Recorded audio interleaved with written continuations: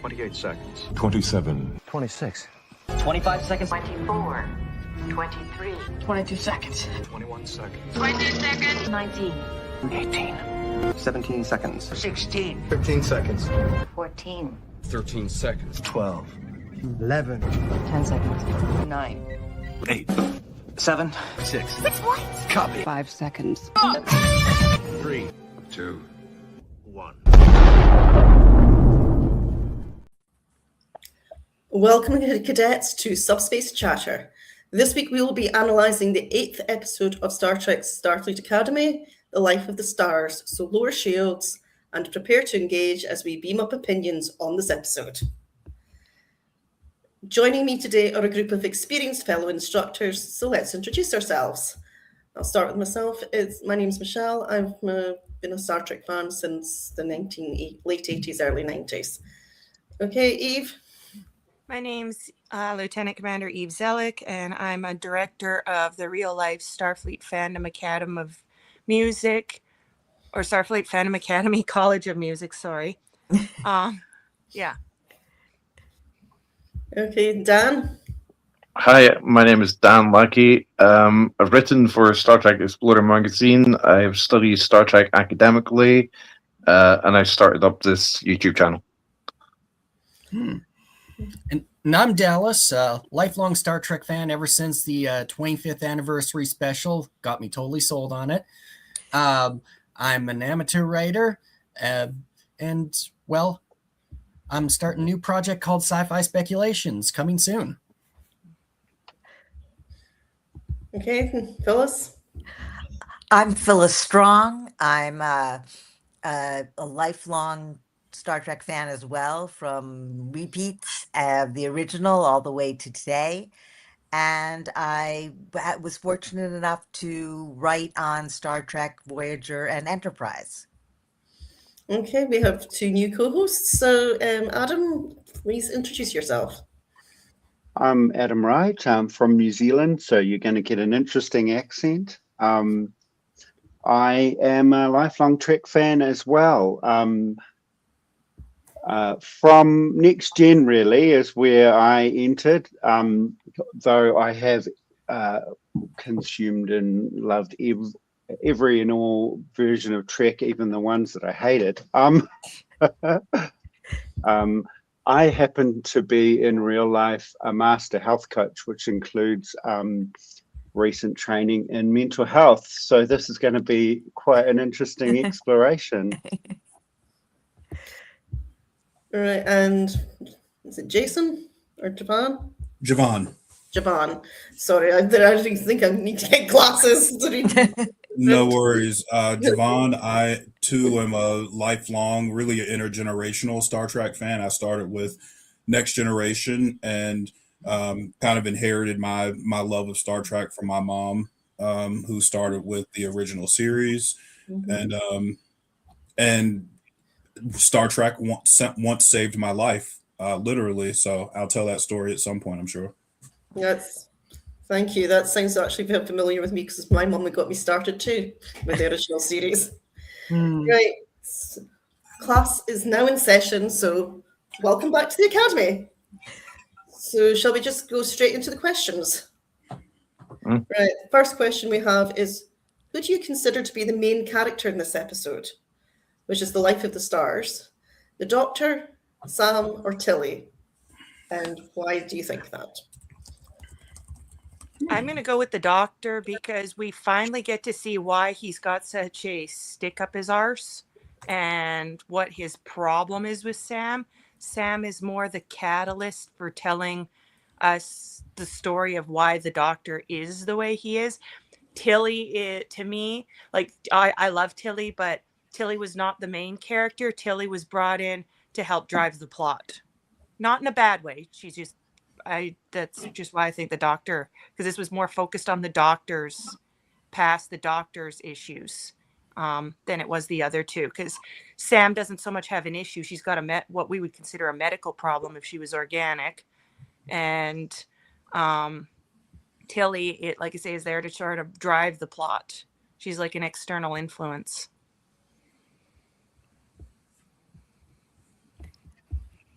I'll get Yeah, back. I guess I'd jump in. I guess I'd totally agree. I was going around in my head, was there a main character actually? But it really is a lot of information about the Doctor finally sort of explained and where he's at. In a way, I feel a bit like the main character is actually trauma. I think it's the Doctor because the story begins with him, and I've come like through watching. I think Doctor Who and stuff like that. Like the perspective of the cat, like which main character you're following, it depends largely on I think who the story begins with.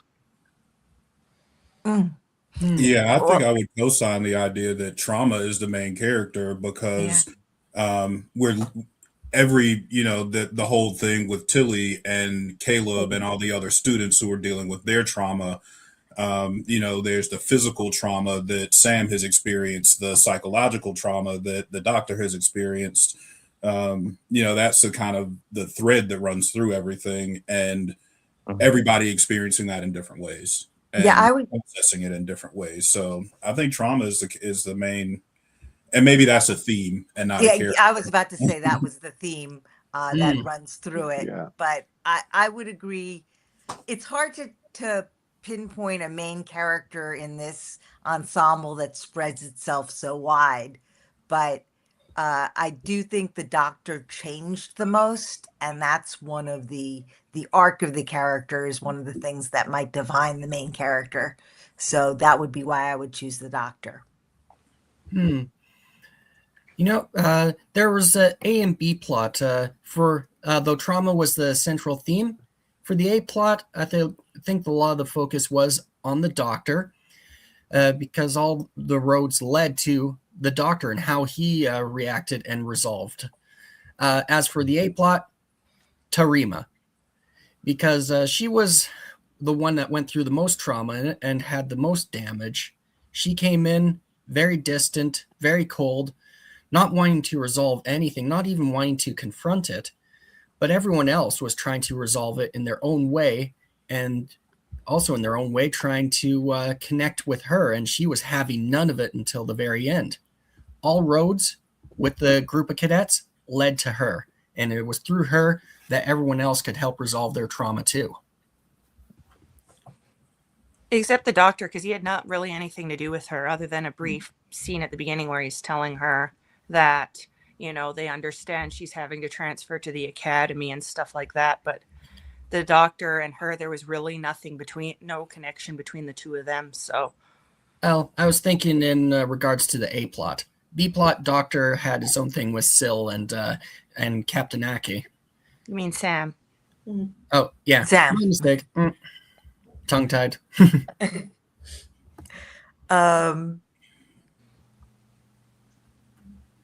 Yeah, I think that's a good way of putting it. I might flip in terms of emotional impact, I would flip the A and B just because I thought the Doctor had more emotional impact even than Tarima making it through.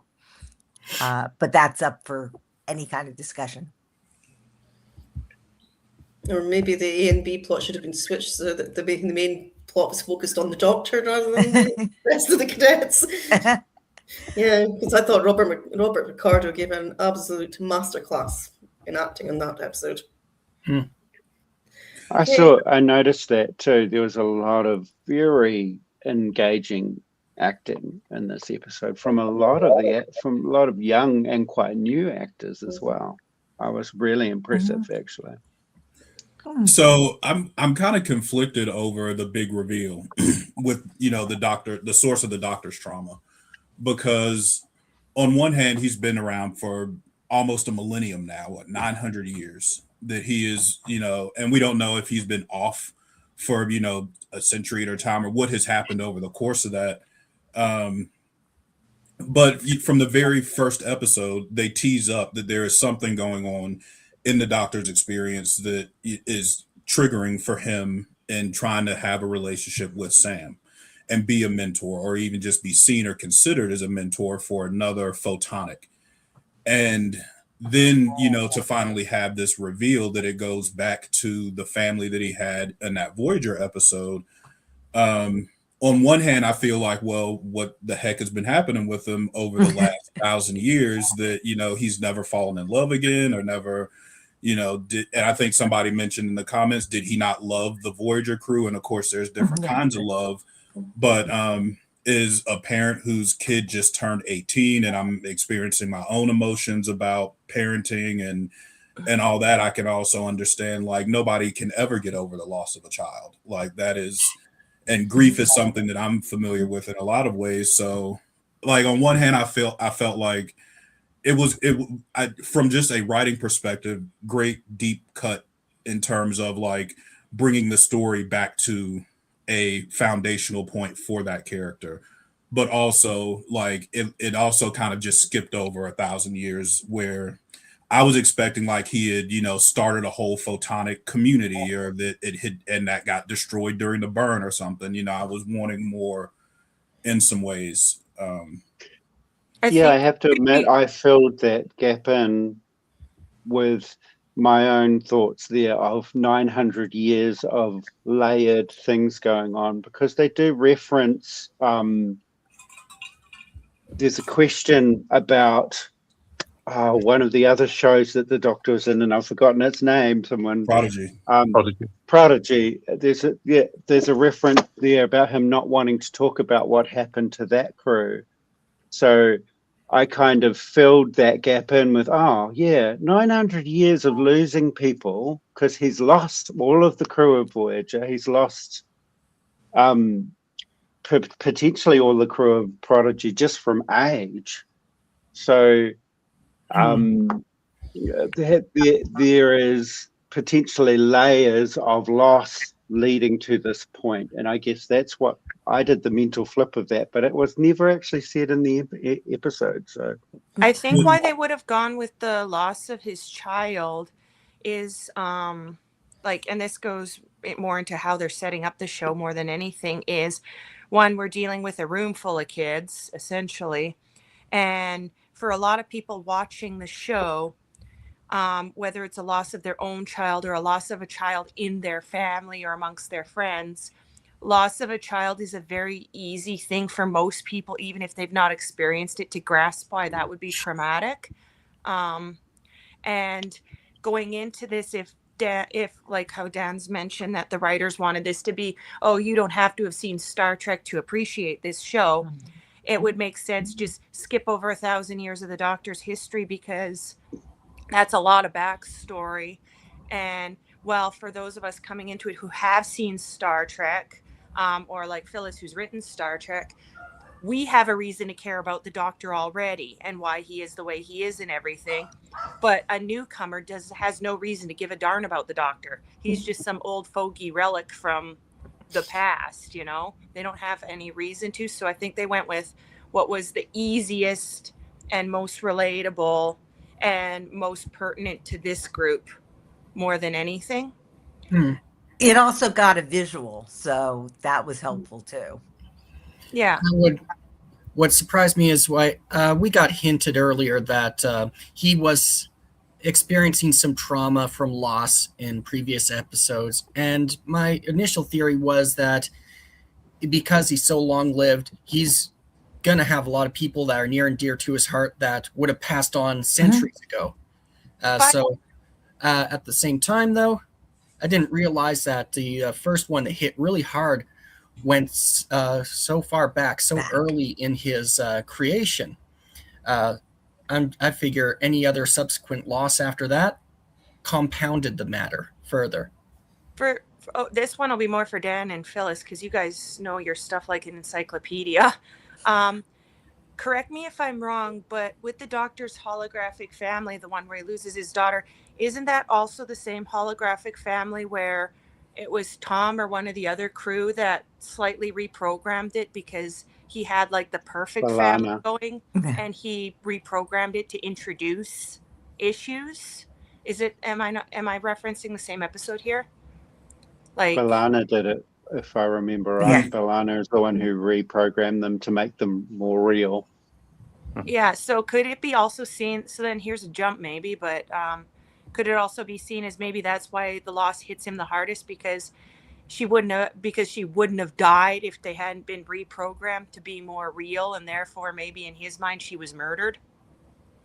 Maybe I'm going for a stretch here, but Yeah, I've got to admit, I've had moments where I've thought about that. Like, would you not have had at least a moment where you were pretty angry at Balana for setting that sequence of events in motion? yeah, because it's not like she did it intentionally to cause him pain. It was just to teach him, like, you know, And, kind of a bit of a lesson there. well, and also it was again the theme of of flawed humanity and embracing that, as opposed to, the Doctor had many episodes in which he put something in perfectly and things went awry, or he thought of. So Photons be free. Yeah. Yep. Right. I'll just move it on a bit here. So the next thing we have is, what's Cask? Is it a planet or is it something else? Was that a cue that I saw? Yeah. Well, I think they described it as like kind of an intersection of space time, like someplace where the fabric of space time reality is folded upon itself, and time also moves faster within on Cask or in Cask. I'm not sure. It doesn't sound like a planet. It didn't sound or appear to be a planet in a traditional sense at all. Is someone typing? I'm not typing, but we do have a comment sitting there.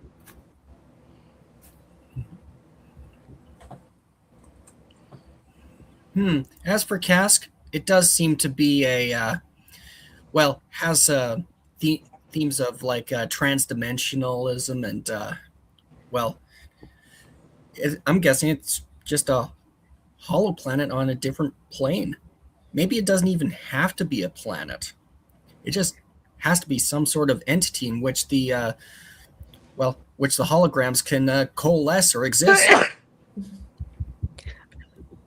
I just rewatched it again, and I noticed and sort of realized that the moment that Sam is reborn as a baby starts out with what looks like a mobile emitter or a 32nd century mobile emitter, because that's been something playing in my head, like, where are they emitted from now?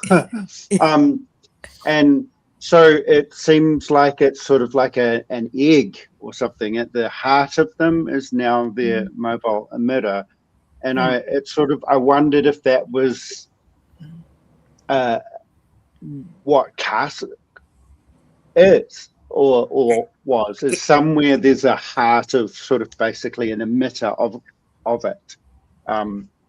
But yeah, my brain hasn't really gotten around exactly what it is. I've just sort of skip to, okay, this is how it is, and don't worry about the details too much, because it's too much for me. It seemed as though their living space or whatever had been manufactured by them, and I can't even tell if they're transdimensional. They may have a way of the way they appear in our dimension, just like you can't see past 3 dimensions or 4 dimensions. They may have made one where we could see it in 3 dimensions, but that's not really, that's sort of the protrusion of whatever it is that they live in. It did definitely play with being photonic and being totally in control of that, and what your appearance can be and how you exist means their boundaries are almost zero. I like the way that they project the progenitor, The maker. being the maker. Yeah. It kind of points out that even if they did start humanoid, there's no reason why they would stay that way.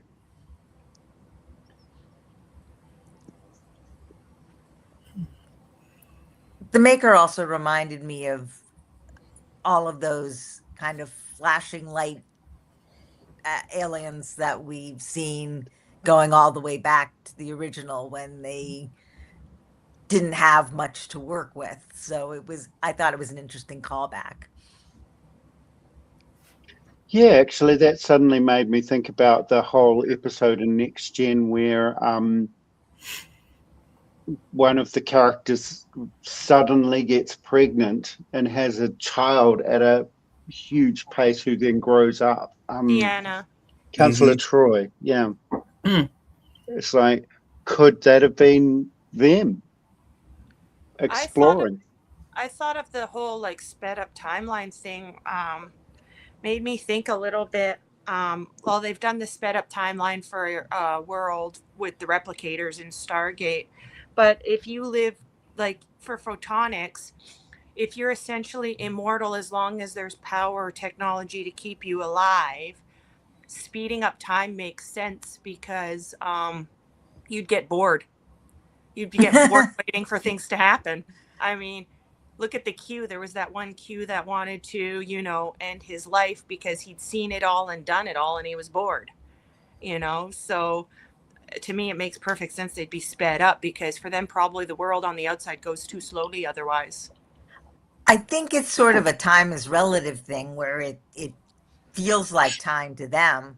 It's just when you compare it to something else, it's at a different rate. So I don't know if they're experiencing time faster or it just happens to be the way their space-time is bent. But I thought it was maybe a way to explain why or how Sam has all these memories from her childhood now with like the Doctor as her father. Well, I think it was certainly. You mean to do it quickly? Yeah. Yeah, it was a good plot device for that, Yeah, I was just gonna say it certainly served well to, and kind of going back to some of the conversation we were having just before logging, starting up that those foundational experiences are essential for developing the capacity. And just as I'm thinking about what is cask, or is it, if it's not a planet in a traditional sense, are the makers, is it kind of within that space, if they exist as pure light, are they really individuals, or is this one single representation, is that something that manifests out of it? We tend to think of a planet as a place that has a particular boundary and atmosphere, and then beings live on this planet, versus cask being a place in which, kind of once you cross that boundary, anything could be happening. And so the idea of a surface, there may not be a surface.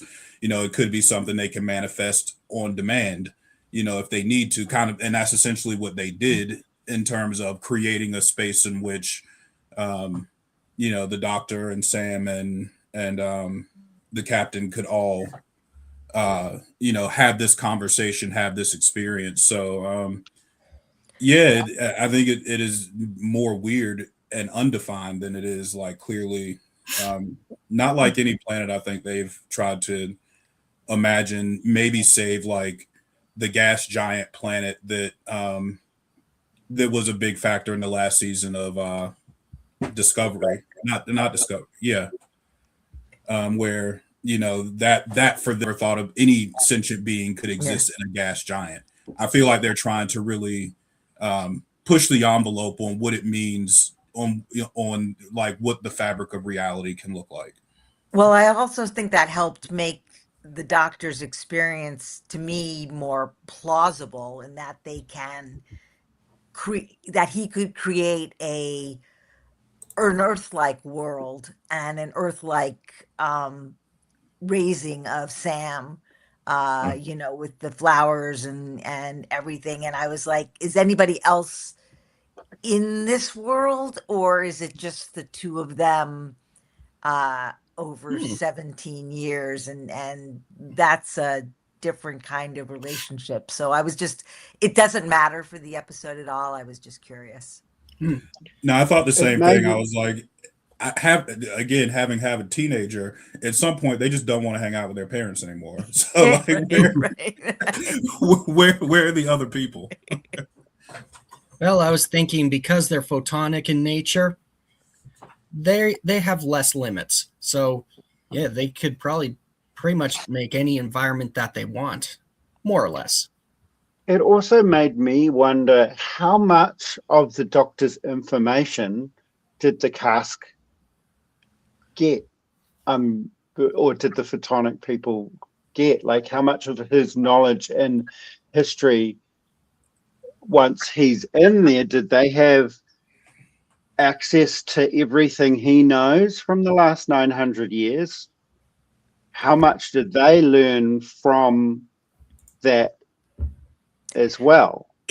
If it were possible to do that, it would kind of undermine Sam as an emissary, because they could just, call on absorbing information and things like that. If that's true, they learned a lot more about humans than they learned from Sam. Even though the Doctor's a photonic, he's also the Data who became more human as he went along. I would say in the scene where the Doctor was on cask, that they showed visual cues or representations that they indeed did access his memories. Okay. Well, maybe they'll be more open to humans this way. Organics. Sorry. Here's hoping. I find them fascinating. Right. Are the makers as benevolent as they seem? Do you think they have any link to Photonic Society that Voyager seeded in the episode Flesh and Blood?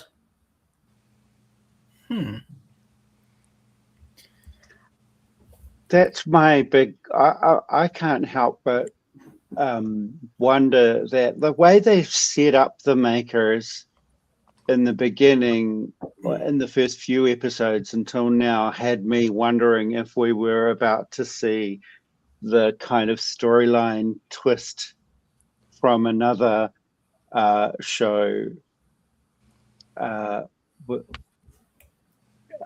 i.e. were they going to turn out to be hell-bent on wiping everybody out or something like whether they're nefarious underneath. Yeah, it made me, that was what I was worrying about, actually. Were they going to steal that storyline from the Orville? The Kalon. And this one, yeah. But this one seems to have set them up to be much more benevolent seeming, and you get a moment where they seem like they don't care, but then after the Doctor pours his heart out, they then seem to be more understanding. So there seems to be like a genuine desire to understand, which is interesting. But I don't know whether they're good or bad, or where they sit, or where they came from. Except I think this is sort of the start of a new mythology with, where we find out what the organics who made them, what they were like, or if we have any, they all died out, but maybe they didn't. Maybe there's a remnant of one, and we have some confrontation between that remnant and Sam at some point. Yeah, who were they? How did they die out? This general statement of died out, that's what makes me go back to the Orville and go, oh, did they wipe them out? I think we're just a bit covered in the next question here. The next question's asking what happened to the organics and who created these Sam's people. And then there's this reference: did they really just leave, or are we talking something darker like the Kalon from the Orville? I think I could add something to this. Recently, I saw an article on Facebook about how AI was being used in war games and how 90% of the time AI chose to use the nukes. There's a lot of talk and speculation, sci-fi, about how artificial intelligence can be turned belligerent and eventually turn on their creators. I mean, it's all over the place. Even like, say, Terminator, for example. So I think it is a very real possibility that those creators were wiped out or rendered extinct, much like how the Neanderthal was essentially subsumed and overwhelmed by humanity. It would go well with the current unease that people are feeling about AI and learning how to use it and where it sits. It feels quite a lot like the introduction of the internet in the 1990s. Not to go back, not to age myself too much, but there was a lot of, what does this mean?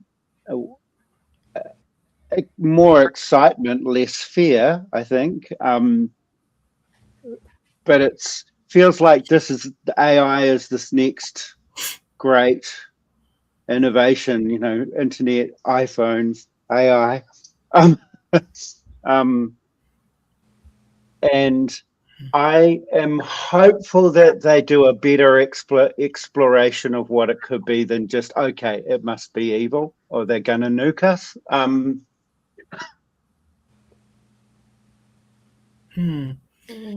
I just keep thinking of that optimism in the 90s, and I was a young lad then. But then it all turned dystopian by 2 decades later. And that's probably why we have more dread and fear about these new innovations, especially with AI. Yeah, and especially in the larger context of the political world we live in, where there's a lot of fear mongering, it sort of goes hand in hand. Along that lines, the Borg was created in the next generation to take advantage of people's fears of new technologies and how far would those technologies go and how far is too far. Like, that's how the Borg were created. Just as a thought for those who think these guys might be the bad guy. And I think with AI having featured so much into the story for Star Trek Discovery, I don't think I think they probably it was a while they may have gone too many times, and I don't think they might return to it. But I think it may be realistic.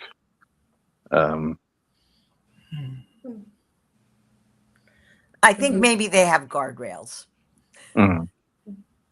Right.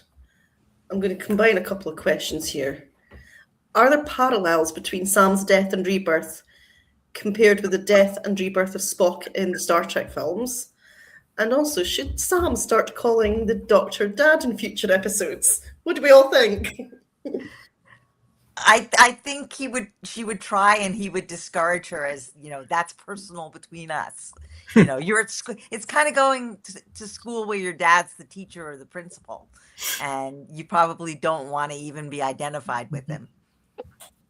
It's going to be a funny, cute plot, actually. I think it would be a nice fur-fly type little thing to be going on in the background. Just don't call me Dad.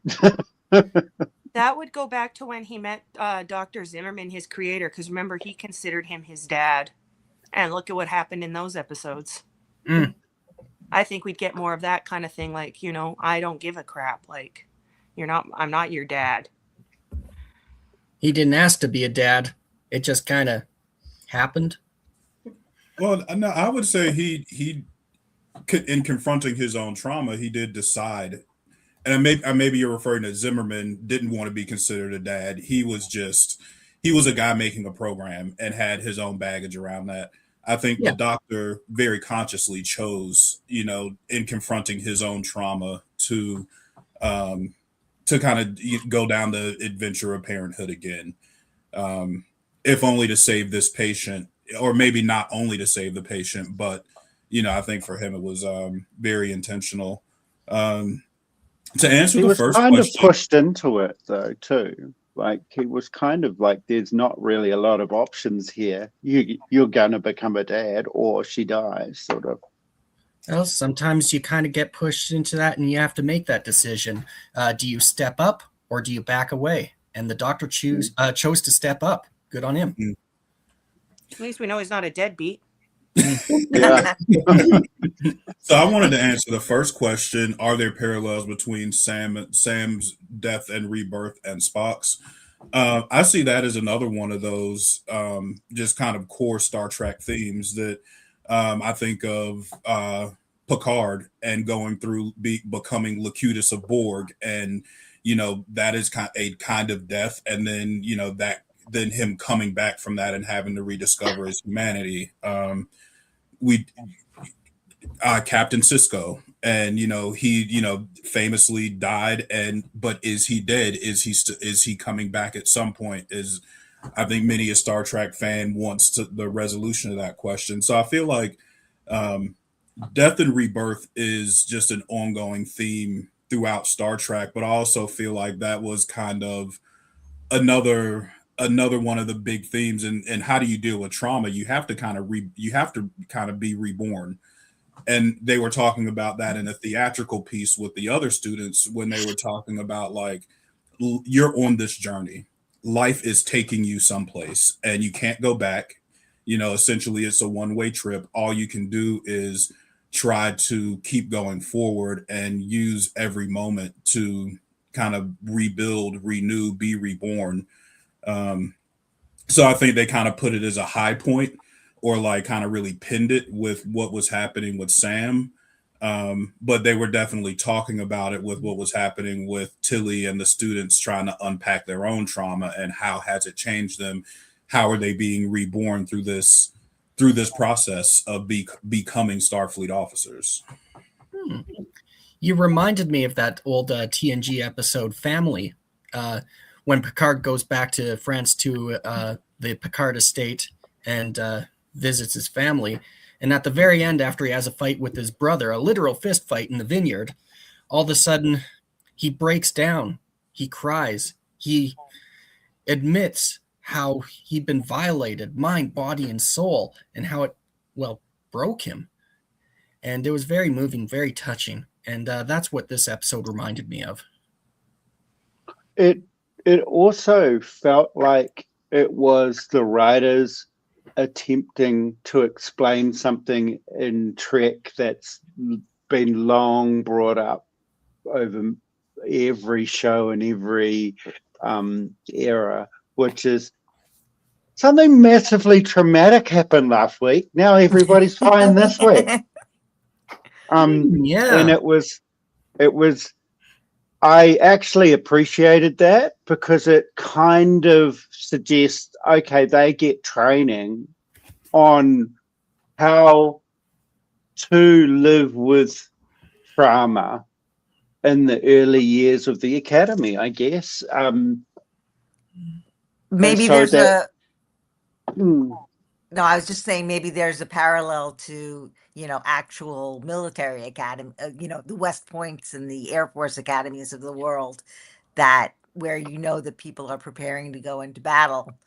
I don't know for sure, but I would assume that there is training, like leadership training would also include how to deal with this trauma. Obviously, it doesn't work that well when you put them in foreign countries and then just let them run amok, but not run amok, but be exposed to different kinds of guerrilla warfare. But I would think that they would be more prepared. So one would hope. As my wife and I were discussing, just the power of education, and that, being able to analyze and unpack and compare our experiences and using the arts as a way to do that, I think is immensely valuable, and to kind of bring it back into the real world. Post World War II, part of the reason that the boom in college enrollment was considered to be part of like a way to help create a more peaceful world. that people would not be as interested in going to war if they were more well-rounded, more understood others better, understood themselves better. So there is, if we want people who are, thoughtful and can handle trauma and stress and not resort to violence and whatnot, then the education is immensely powerful for all those reasons. So it's not outlandish to consider that, like, there is something to be gained. It's not just war games all the time, or learning how to build the technical end of things. It is the human, or the that social aspect that is critical to what a society really is. Ironically, one of the reasons that college became so important, became so big post-war, was you had the GI Bill and you had all of the veterans back in school. So I find that a great point, Javon. It is interesting seeing how much PTSD is out there in the military as well. Like knowing my brother-in-law being an ex-Marine, for example, and what he operates with, and how I feel like we're only just, as a society, as a world, actually trying to begin to scrape off mental health now properly. For the longest time, it's go get some sunshine, you'll be okay. And now it's really uncomfortable at the moment, because we're starting to learn about mental health in a much wider health-related sense. I can share a little bit of myself here and go, I almost died in 2020, and it wasn't COVID. It was from mental health. I was 150 kilos heavier. That's about 400 pounds if you speak in pounds. And I turned that around by addressing my mental health. It wasn't that I didn't know how to eat or I didn't know how to exercise. It was I didn't know how to deal with my childhood trauma. And as I've become this health coach, I have learned how frequently the problem is actually mental health, not you don't know what to eat, you're a moron. Which is how that has been related for a very, very long time. And it is a poignant moment to explore that. And it's Trek being really good Trek, where this is a big theme happening around the world. And a lot of people are hating it.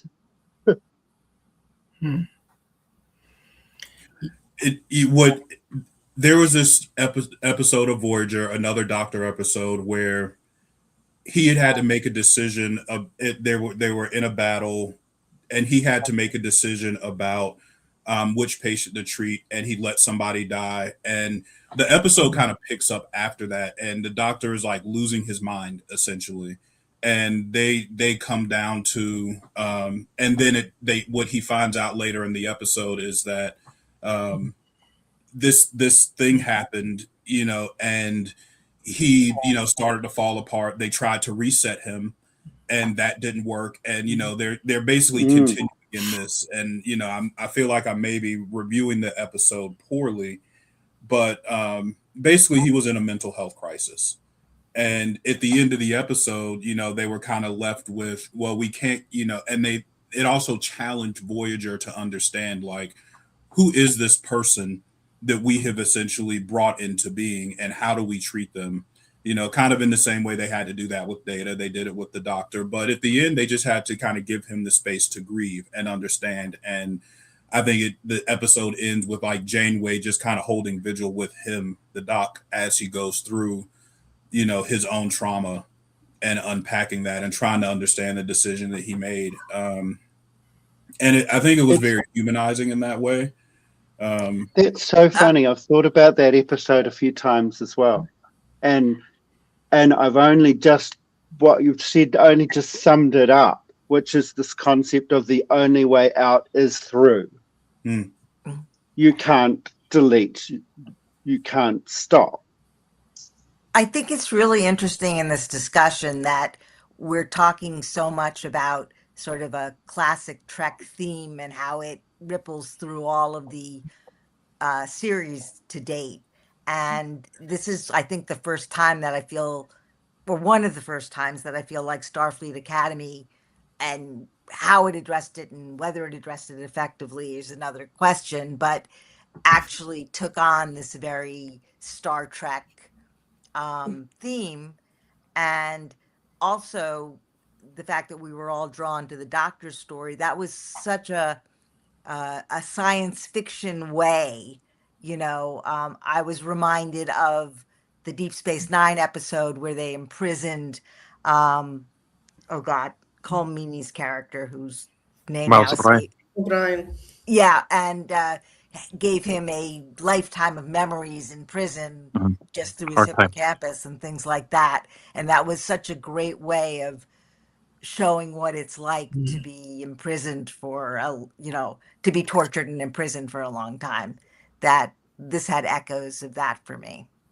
I'd have to agree. After all, Star Trek isn't just pew pew lasers and going on adventure. There's something called the human journey that also has to take place, and this is definitely one of these human journey episodes. And I think we've actually covered quite a few of the other questions in this conversation while we're at it. So I think I'll go through, skip to something else. This episode frames resilience as empowering, with the characters choosing purpose after being shaped by their circumstances. Do you think Trek handles that balance well, or does it risk romanticizing forced growth? I'd say with mixed results. Sometimes they do romanticize it, like, say, with Chirima.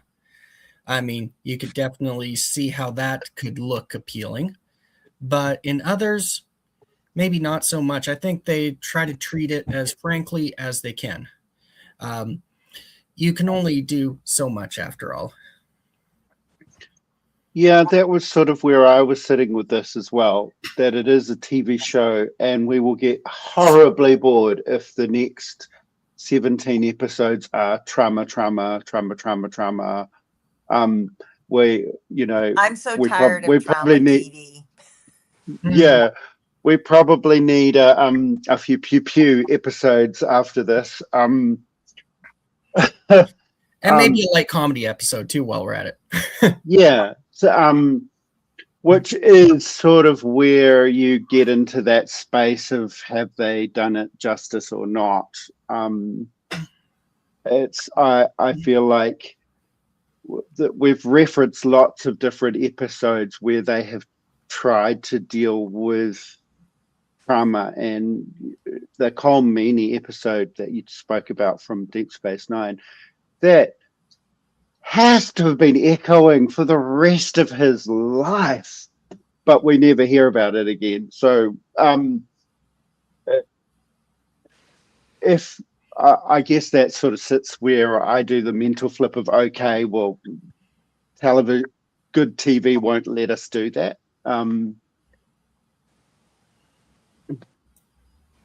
Yeah, I think it's interesting the theme of like trauma and death. I think you can include both trauma and PPUs, and I think they did that well in episode 6. And I was remembering like how much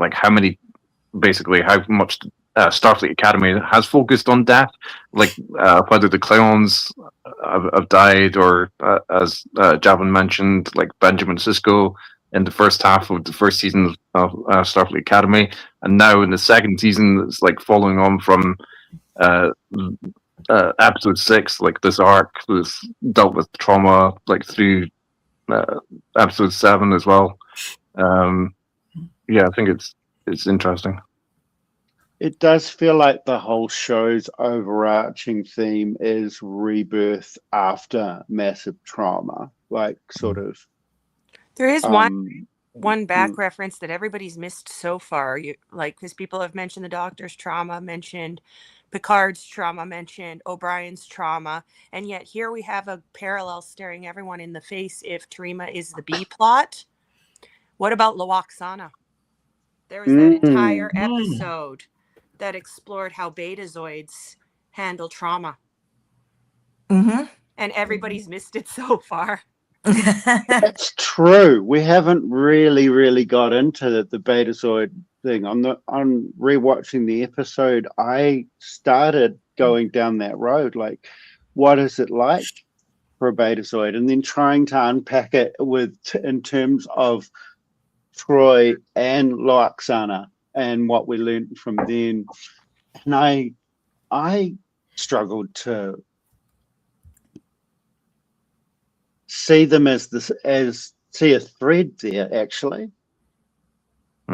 Well, I think they do this big, if I'm not wrong, this big distinction with her, inhibitor, and she has such a different Betazoid either composition and experience that it kind of, for me, cuts away from the next gen Betazoids. But does it? Because Lwaxana shut down and shut people out without an inhibitor. True. And she did it without an inhibitor. And we know Lwaxana to have been, for her time, one of the most powerful telepaths, because that was said many times that she's considered to be one of the most powerful and one of the best. And she had this complete shut down and shut out. I think Lwaxana had several traumas to deal with, though. There was I'm guessing you're probably talking about the absolute dark page, but there was also half a life to do with her partner, committing ritual suicide. But I was thinking the one where they have to go into her mind, and where she's having the effects on all the other people around her and crew, because her mind is leaking, essentially emotionally leaking, which is now suddenly I've gone, that could be the exact same thing that's happening here, except to a far further extreme, where that leak gets to the point where it can make people's head explode, literally. And Terima, she was shutting people out too. Yeah, I can see the parallels. That's why I thought it was interesting. People brought up O'Brien, and he's not even in this episode. And someone mentioned that, with O'Brien, he goes through that experience of prison time in the episode Hard Time, but another experience that he experiences in Deep Space Nine is seeing himself from a parallel universe die, or something like that, in the episode's Visionary, and that isn't. And likewise, that isn't followed up in canon Star Trek, but is I've recently read a short story in Star Trek Explorer magazine that does follow up on that, and a lot of the opportunities where the episodes don't follow up on that, it provides opportunity for beta canon to follow up on it. I guess that's the exciting part of Academy, and so far it's started doing it, which is following up on stories a little bit. And something I love when they get it right. But I just want to say thank you, Eve, for bringing that up, because now I've gone down a whole thought pathway. I mean, if we wanted to throw another one out there, there's the one where Tom Paris is wrongly accused of murder, and he's forced to relive it every 14 hours from the perspective of his victim. There's that one too. Right. I'm starting to wonder if there was actually a question here about Terima, and I'm starting to wonder if we've actually covered it, because it's asking whether or not she suffered any damage on yanking out her inhibitor, but we seem to have discussed it organically. So let's change the subject again. Let's go to Tilly. Has she changed any from the young officer we see in Discovery to the instructor we see today? She's so much more confident than she was when she started. I think Tilly was absolutely my favorite character from Discovery. Just I was heartbroken when she sort of wasn't there from the last season, and then she hasn't shown up till now. So I was excited to see her. But I liked the sass. I liked the wakey wakey, Ratagino and bakey. I was thinking that all morning whilst I was putting together my massive cup of coffee. Here. I think she's like fundamentally changed from like the start of Discovery, but I think like you see her progression through Discovery, and I think like by the end of Discovery, she is pretty much like she is in Starfleet Academy. I think. I think she developed a little bit further from that point. I mean, you see her act with even more confidence in Academy, in my opinion. Yeah. And even to the point where when Tarima was giving her flack, she pushed back very hard. Like she wasn't taking any crap from that Academy cadet. She definitely came and in she with did it beautifully too. The pushback wasn't I'm going to spank you like an old-fashioned teacher here. It was much more of a guide, the pushback as well. I thought it was actually almost poetic, her choice of how to engage with Tarima as disrespect. So Sorry. Sorry about this. How did each of us interpret the message of the episode?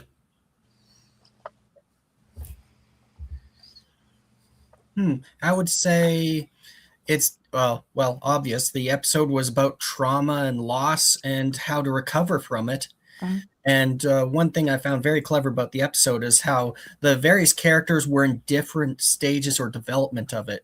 Tilly already gone through it and resolved the issues, more or less, while others, they were still raw and hurting and not quite sure how to process it. And a few in between. They showed the various developments and stages, and I thought that was very clever. I think there's also a theme about like recognizing the importance of things that may seem like minutia, like small things, but they're actually mundane. important. Yeah. That was lovely. And living in the moment, the last words of the episode, it would be a pity not to, and it's fleeting, so it's a pity not to enjoy it while it's here. The only way out is through is currently echoing with me as the sort of overall theme. But I liked that they presented lots of different kinds of trauma. Like I saw the Doctor's trauma as sort of progressive, the kind that wasn't specifically a great big event, but it was the layers of that start out small that were building up until it broke him. Whereas the others were a major event, and then even Tilly and their trauma being in the past was about jumping into the future. It was a whole different sets of loss, and I liked that it was all sorts of trauma, but it was trauma. Yeah. Yeah, and for the cadets, it was all from one point, so it was easier to track, and so it was interesting to see their different reactions. It was a bit of a character reveal on each of their reactions to what had gone on the Miyazaki. To bring it back to Sam, I want to say, like, all the moments in life matter, not just the trauma, but the relationships, the connections, all these things, the mundane moments, maybe even are all of the moments matter in life to help us to have the resilience to continue to get through to the next moment, whether it's good or bad or whatever it is. Yeah, I was really tied it all together, especially with the choice of the play and how it eventually bonded everyone together. I also thought that, hats off to the writers for picking that play, because even though I think they mapped the Starfleet Academy characters, cadets, kind of too closely on each one, whether it was a marriage or a, somebody dying and coming back or not coming back, as the case may be. It was a really, of all the plays they could have chosen, it's almost as though somebody said, "Can we do our town?" And they built something around it. It was that much of a frame to hang things on. Actually, that probably gives me the only stick that sat in my craw about it all. The character that my partner calls Fish Boy, at his marriage episode, from the episode before, was just so close to the play that it kind of almost, it stuck in my craw a little bit like, oh, did you really have to get that close to it? Like, Does anyone else have anything to say before we wrap up? Yeah, we've got a comment. Someone enjoyed the Cisco episode. Oh, well. Oh, very good episode. Yeah, it was. If there's nothing else, we hope you've enjoyed this review. And if you have, please click the like and subscribe buttons. Thank you for watching, and we hope you enjoy the rest of the season. Track you later.